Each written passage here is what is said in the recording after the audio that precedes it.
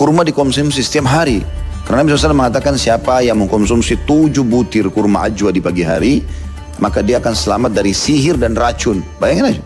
Jadi tanpa berobat ini luar biasa. Sudah langsung jadi tameng yang sangat kuat dari sihir dan racun. Mengkonsumsi kurma memang merupakan anjuran Rasulullah Shallallahu Alaihi Wasallam. Bahkan dalam hadis sahih riwayat Bukhari dan Muslim disebutkan bahwa barang siapa pada pagi hari memakan 7 butir kurma, maka pada hari itu ia tidak akan terkena racun dan sihir. Secara medis, manfaat kurma terutama ajwa dan mejol juga didukung penelitian modern. Kurma ajwa kaya antioksidan seperti flavonoid dan polifenol yang membantu melawan radikal bebas, mengurangi peradangan, dan melindungi sel tubuh. Sementara itu, kurma mejol tinggi serat, kalium, dan gula alami yang baik untuk energi, kesehatan jantung, dan pencernaan. Kandungan lainnya juga berpotensi membantu melindungi tubuh dari zat toksik dan meningkatkan daya tahan tubuh.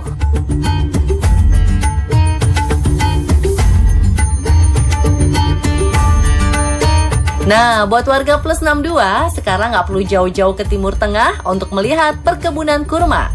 Di Pasuruan, Jawa Timur, terdapat wisata kebun kurma dengan berbagai varietas yang dibudidayakan dengan teknik khusus di iklim tropis. Tak hanya buah matang, kurma muda pun bisa dimanfaatkan dalam kuliner, salah satunya diolah sebagai campuran sop daging, yang memberikan cita rasa unik sekaligus tambahan nutrisi.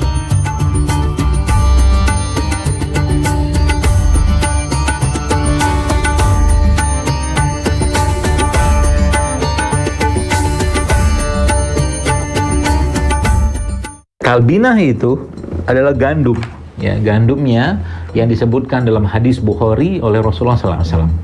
Nabi menyampaikan sebuah kalimat yang menarik dan unik di situ. Kata Rasulullah SAW, beliau menyebutkan bahwa talbinah itu menenangkan hati, kata Nabi. Nah, kok bisa? Ya, kok bisa? Yap, itu bukanlah mitos.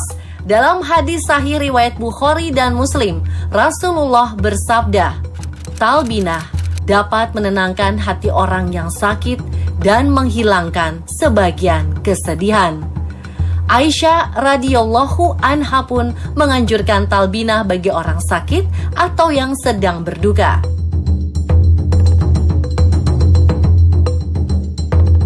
Talbinah sendiri merupakan bubur dari gandum jelai yang dimasak dengan air atau susu, lalu bisa ditambahkan topping madu dan kurma. Teksturnya yang lembut membuatnya mudah dicerna dan cocok dikonsumsi saat sakit atau masa pemulihan, sehingga dikenal sebagai makanan bergizi yang menenangkan.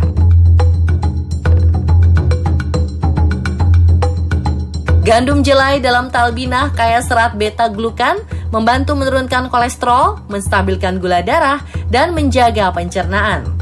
Kandungan triptofan di dalamnya juga membantu memperbaiki suasana hati, kualitas tidur, dan daya tahan tubuh. I can definitely say right now, my heart is warm. This is amazing.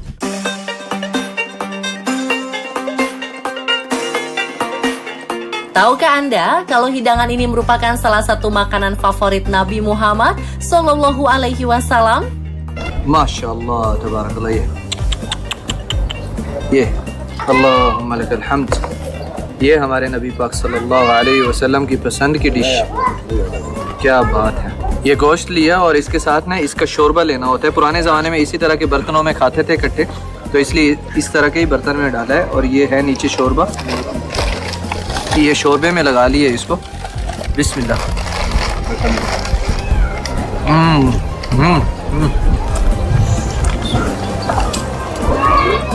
Tarit merupakan makanan istimewa dalam sunnah Rasul.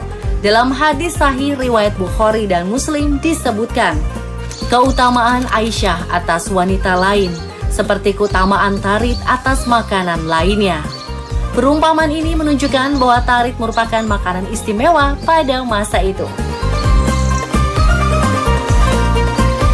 Tarit sendiri merupakan makanan tradisional Arab berupa roti yang disajikan bersama kuah kaldu daging kambing. Hidangan ini disajikan hangat dan menjadi simbol kebersamaan serta penghormatan tamu. Dari sisi kesehatan, tarit mengandung gizi seimbang karena memadukan karbohidrat dari roti, protein dari daging, dan cairan kaldu dalam satu sajian. Kombinasi ini memberi energi, mudah dicerna, serta membantu pemulihan tubuh. Seorang tukang jahitnya di Madinah pernah mengundang Rasulullah SAW untuk menyantap makanan yang dimasaknya sendiri. Orang itu kebetulan masak sendiri, kemudian dia hidangkan untuk Nabi SAW. Seorang sahabat mulai meriwayatkan hadits ini bernama Anas ibn Malik. Kalau dia menyampaikan kepada kita, mengatakan, aku pun pergi ikut bersama dengan Rasulullah SAW. Lalu aku melihat beliau terus mencari yaktin atau labu manis atau dubba, dikatakan dubba, di antara makanan yang ada pada mangkuk. Anas ibn Malik mengatakan, mulai hari itu aku sangat menyukai labu. Selain tarit, labu kuning juga termasuk salah satu makanan favorit Rasulullah. Dalam hadis sahih riwayat Bukhari dan Muslim, Anas bin Malik menceritakan bahwa Nabi Muhammad SAW menyukai duba atau labu. Bahkan beliau terlihat mengambil dan memakan potongan labu dari hidangan yang disajikan. Labu kuning kaya nutrisi yang bermanfaat bagi tubuh, seperti beta-karoten untuk kesehatan mata dan daya tahan tubuh, serat untuk pencernaan, serta antioksidan dan kalium yang baik bagi jantung dan tekanan darah. Kandungan yang rendah kalori membuat labu menjadi makanan sehat dengan banyak manfaat.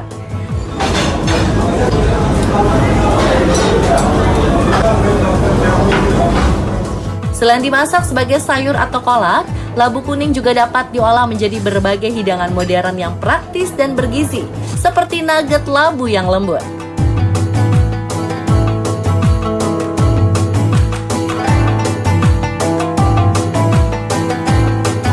Atau diolah menjadi tahu labu kukus dengan tekstur ringan dan mudah dicerna.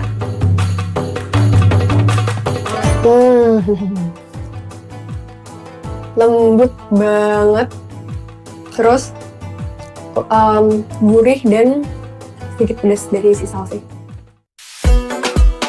Aruman alias buah delima merupakan salah satu buah yang disebut sebanyak 3 kali dalam Al-Quran sebagai nikmat dan tanda kekuasaan Allah, yakni pada ayat Al-An'am 99, Al-An'am 141,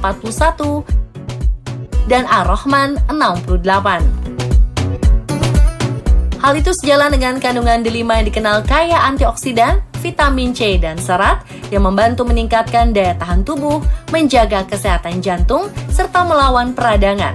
Kandungan nutrisinya juga baik untuk menjaga tekanan darah dan kesehatan pencernaan, sehingga menjadikan delima sebagai buah yang bermanfaat bagi tubuh. Kini, buah delima dapat diolah menjadi berbagai hidangan praktis, seperti jus delima segar atau selai delima.